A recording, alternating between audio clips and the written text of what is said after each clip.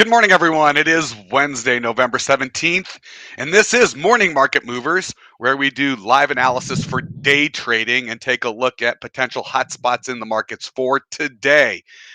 I am Todd Rich with Nadex. With me from Keep Trading Simple is Brian Caprice.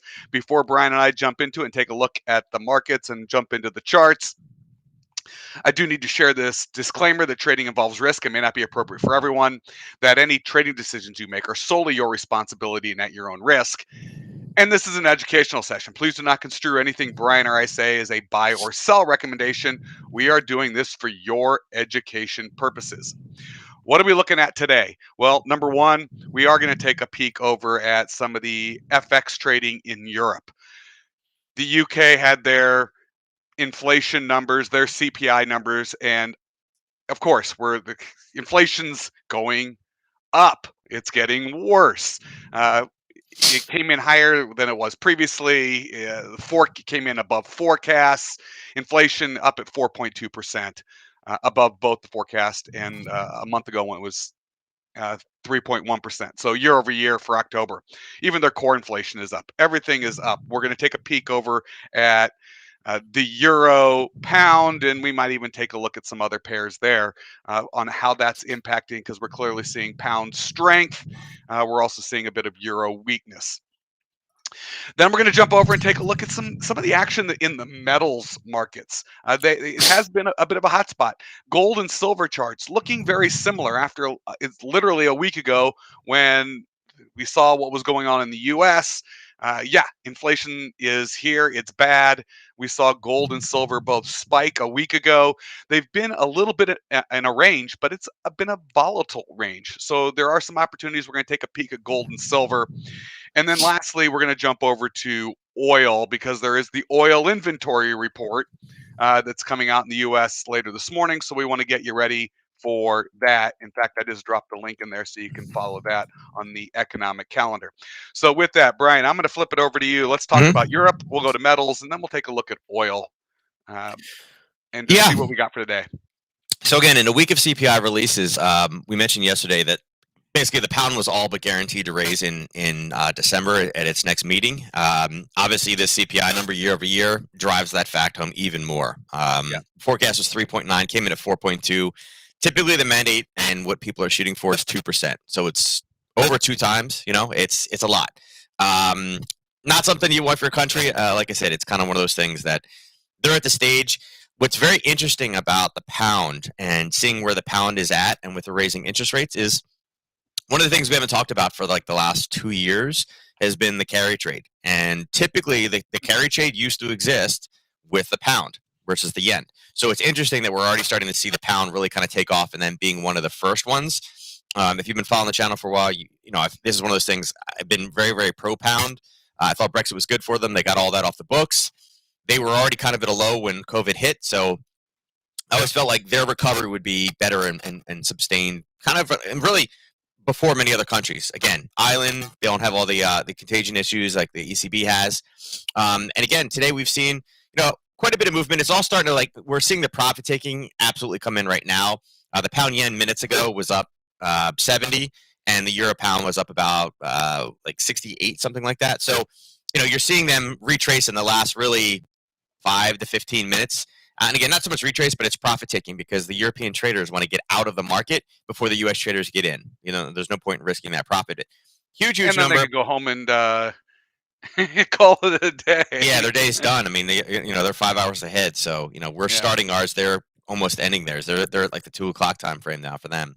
And then CPI came in for Canada. Very interestingly enough, it came in as expected, but it was a disappointment. Everybody expected the CPI in Canada, me included. I expected it to be a little bit higher, but it came in exactly as expected. So the market, it's funny.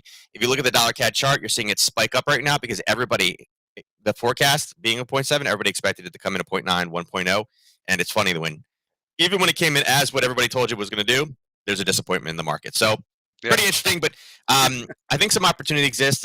Yesterday morning, we were here where the yellow circle was. If you guys are able to see it, we talked about a nice level of basing here and how we could use that. And we mentioned it's just a standard Harry Potter trade. If it drops bases, pulls back, that would be where we'd have that momentum continuation pattern coming through with targets down here at 84.06, and that's exactly what happened. And it was slow. I mean, it broke through it 1:30 in the afternoon. It spent all afternoon there, and it didn't spike back up until about 7:30, 8 o'clock last night. So, people that say that, oh, I work a full-time job, it's hard for me to trade. I mean, we gave it to you yesterday morning. You could have watched the broadcast anytime during the day, and it didn't trade and trigger until 8 o'clock, 9 o'clock at night. So super slow Harry Potter, pushed down, and now it's broke through. So, this trade is pretty much over, but there's other opportunities out there. Again, we're seeing pound strength come in, but the euro yen has a similar kind of setup right now with this Harry Potter. Don't see any great data, and again, there's really no speeches the rest of today as far as kind of what's going on with the euro. And again, the euro is weak across the board, down 65 versus the dollar, down versus the pound. Obviously, down versus the yen, although it's a little bit more sideways basing through. But why I like this area is because we had a base, we hit it, and we bounced. We hit it, we bounced. We broke through, showing us that we're clear. And then when it based again, it's kind of setting up for that same kind of philosophy. Same Was look. it the fourth time it's gonna go? Yeah. Yeah, and we have what's called a clearing wick coming down, so it's pretty open at least until the 129, 23-ish area. And again, we'd like to get that proper kind of basing just to confirm it. Again, I tend to like those the most. So, that's there. And then again, euro dollar is also confirming it.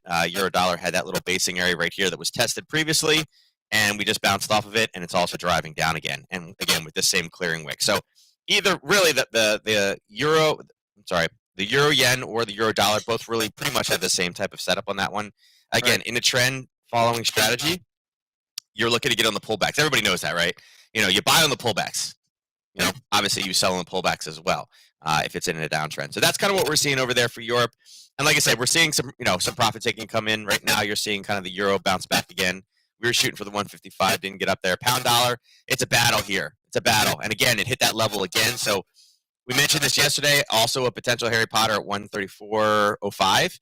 This is not an entry. A spike down and a spike back up again very fast is not an entry. So again, still valid. And again, 1, 2, 3, 4, right? And then the next time through is going to be number 5. So another one of those things that's on the setup. Keep it on your radar and watch it for later on the week. All right, so let's jump over and take a peek at what's going on in metals quickly. Some of these, it's been an interesting week for gold and silver. I mean, it was literally a week ago where they each saw those big spikes when inflation started stepping into the metals. Let's take a look at what we got. Yeah, yesterday we were sitting right around here. Now, these two red levels, these are kind of a higher time frame level in the past. And again, this is where we ended Friday and we gapped up again. And we're not taking any shorts off of that. We don't really have a short up until 1880. You can see it tried. It got up to 1877 and a quarter. It got pretty close before coming back down. But right now, we're still locked into kind of this channel right here, right? And it came down. It found some of the buyers, not the best buyers, but it worked. It was fine. And pulled back up to that same kind of area of interest level. Let me change this. I'll change it to yellow. So right now, gold's in an interesting spot. CPI is higher. You're seeing it.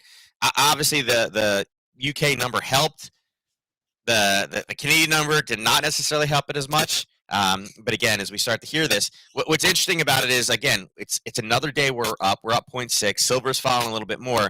And then again, it used to be that Bitcoin was the way for everybody to play inflation. It's up 0.17, where gold is up 5 times that amount, 4 times that amount. So kind of interesting that some of that more traditional way to play the inflation is heating up a little bit more. It's trickling in more. And again, it is a slower, again, if you're talking about inflation bonds, that story, that you're seeing it. But right now, as far as trade setups in gold, it's kind of a little bit harder because it's sitting right in the middle of the range. There's a little bit of selling going on right here, but that's a pretty aggressive short if you're looking to get into one. I think we wait till it gets to one of the two extremes.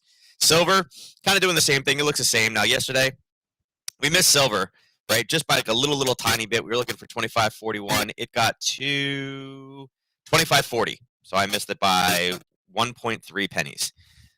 I should have gotten that one because Canada doesn't even have pennies anymore. So I feel like with rounding, I should have got it. But you can see, guys, it came down, and then this was an area we were talking about maybe taking a bounce off of. But it has the 1, 2, 3, 4, and this hit kind of going through.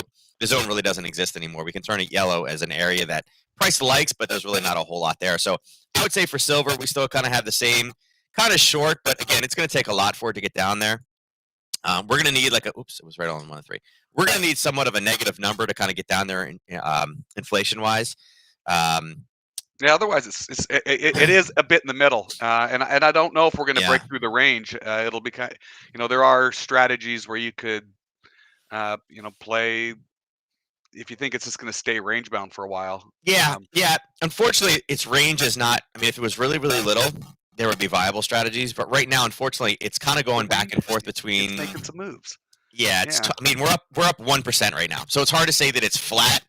it's Yes, it's not. going in the Yeah, same range. I mean, it's not this, right? correct. It's more like this.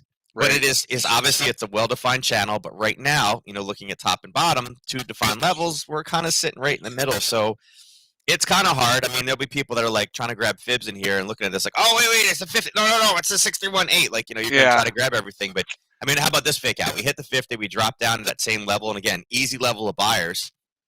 It went back up, blew through the 68, and now we're back at the 50 again. So see how this is why you need confirmation of fibs with a lot of things, because again, there's obvious buyers down here. So taking a short into an area of buyers is a no-no, and it did. It hit the buyers, went up, busted the next level, came back down again. We're in the same exact spot. So European session for silver trading has not been kind to the fib traders, Nope. but just something to kind of keep on your radar and watch out for. All right, so let's go ahead then and take a peek for setups for the because we always love to talk about this news events. Oil's got their Yeah. inventory report in the U.S. today. Yeah. Let's take a peek at what the charts look like and what, and that's at 10:30 this morning. So Yeah, we're out of oil, but we had another surplus. Wasn't as big as what they thought. So again, no oil, but up, obviously. But 0.65 again, industry report. It may not be accurate. There's no repercussions if it's not accurate. But again, showing a forecast, it should have given a huge. You see a green number, you're like, oh, oil's going back up to 85. No, it really didn't do much. That report came out in here, drove it down a little bit. Really nothing in the overnight. European session took it down, kind of popped it back up again, and we're kind of closing a little bit lower right now. I wouldn't say that this is kind of a huge mover. We talk about the little big scenario. So I would say for the most part, I mean, this is kind of if you talk about where oil started and where it ended, it's more of a kind of a down. We know we got some buyers down here. So I would say that this is kind of setting up today. Right now, if I had to make a call right now, I have to say probably more of a long. right. Yeah, I mean, we know we have some buying coming in that area as well, and that's what we're bouncing off of. But, talking about pre-news movement, again, 35-1, we can't really start looking at it till 10. So we are about an hour early, but with it driving down, not as bad as expected. What happens if we come in and it's, the oil number comes in and it's actually, I mean, it's supposed to be 1, right? What if this comes in as a slightly negative number? That's all the bulls need to be like, yeah, let's go. I told you, right? And again, we're at that 70, 80. So could we come up into the 81? I mean, could we take an easy bounce up into this level right here of sellers? Sure. I mean, if we drop just a little bit more before oil, that would be a 79.20 $1.50, which $1.60 is a standard move for an oil release. So I mean, I would say the way that it looks, I mean, at that 79 figure, I mean, nothing's slowing down. Target blew the earnings. What was it? It was Target. Yeah, today Walmart. it was Target and Lowe's. Yesterday it was Walmart and Home Depot retail earnings. Target and Lowe's both blew out earnings and revenues. Lowe's stopgap higher. Target came out and said we're going to have our sales for Black Friday are going to be better than we anticipated. Our store shelves are all filled. They blew out earnings, they blew out revenues, and the stock gap lower. Yeah. So, explain that one. Well, a lot of it too, I would say, is probably the fact that when Walmart blew their numbers out, everybody expected Target to even do better. So no, it's not that. It's everybody assumed that it was going to be absolutely amazing. So everybody's like, as soon as it's good, I'm going to buy, and that's what's going to happen. Everyone's like, oh no, I'm going to buy. This is one of those kind of psychological games that large money really kind of plays with you. And it happened. I mean, the pound's the same thing. The exact same thing just happened with the pound, right? Great CPI came in. And what did the pound do? Right here. This is where CPI came in, guys. The 2 o'clock candles right here. It dropped straight down. And you're like, wait a second. It should do the exact opposite. Right. No. It's doing it because you know that it's supposed to go up. Same thing. Great earnings. You buy it. It goes down. It's the same thing, right? Somebody's got to be dumb enough to sell it to you. I'd say dumb enough. I mean, they know what they're doing. And then the price goes down. You're like, oh my God, I made the bad call, and you get out. So what did they just do? they got it for a cheaper price than you were able to get it for, and then it goes exactly where you thought it was going to go to. And you're like, this is why I shouldn't use stop Yeah, they losses. got you. They got you. Yeah. So, yeah, we'll see. I'm the same thinking. Yep. So we'll see if what they do. Yeah, we'll Yeah, see if they do that with oil today. Yeah, and that's oil and natural gas. Talk about a volatile market. Again, another little fake out here at the 50%. We drew the 50 yesterday on there. Yeah. Yesterday, 6%. Now we're down 3.3% again. So talk about a volatile market. Natural gas is it. And natural gas has an inventory tomorrow. Again, pulling it up, you can see that it literally it based right above, which is really a telltale sign not to go long, not to reverse it. And it hit the level that we drew, kind of popped a little bit. Everybody's like, yeah! And then now we're down to 61.8. So we'll cover again, this when it. Oops, sorry, go on. Oh, no, I was just going to say this is why you guys got to be careful, you know. Being a contrarian trader versus a trend trader, there are times when you use it, times when you're not, but you got to know where the hiccups and speed bumps are. Where those traps are. Right, Mm-hmm. right. And we'll definitely cover that again tomorrow before we when we get here tomorrow morning and take a look at the potential setups for tomorrow with that coming out. So with that, any questions for Nadex, please email us, customerservice@nadex.com. If you've got any questions for Brian, you can certainly email him at support@keeptradingsimple.com. We will be back tomorrow morning. What did we cover today? Interesting news with the way things were moving around with FX in Europe, with inflation in the UK, even though Europe's inflation came right in line, in the UK, the inflation came in higher than both expectations and from last month. Some trade setups and some interesting things to look at in the metals. I mean, that plays into the whole interest rate and the inflation play. And then a setup for oil this morning. Remember, 10:30 this morning, we've got that oil inventory report. Brian L will be back tomorrow. Thank you for joining us, and good luck in the markets, everyone.